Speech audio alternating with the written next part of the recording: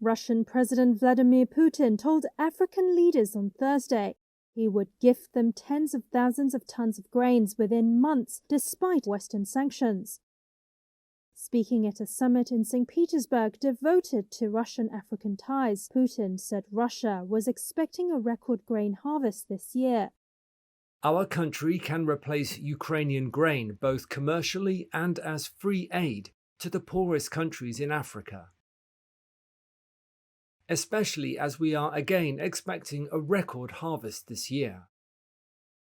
Putin told the summit that over 70% of Ukrainian grain exported thanks to the now expired deal had gone to high or above average income countries, and that the poorest countries, like Sudan, had been, quote, screwed over and received less than 3% of the shipments.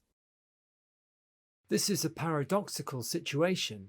On the one hand, Western countries are obstructing supplies of our grain and fertilizers, while on the other hand, I will say it plainly, they hypocritically blame us for the current crisis in the world food market.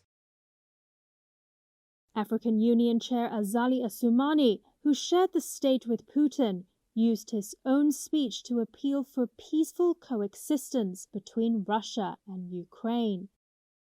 He said this would save the lives of those who depended on their food exports. Russia says 49 of the continent's 54 states are represented in St. Petersburg, including 17 by their heads of state and 4 by heads of government. That is fewer than half the number of leaders who took part in the last summit in 2019. Kremlin has blamed that in part on efforts by the United States, France and other Western countries to dissuade leaders from attending.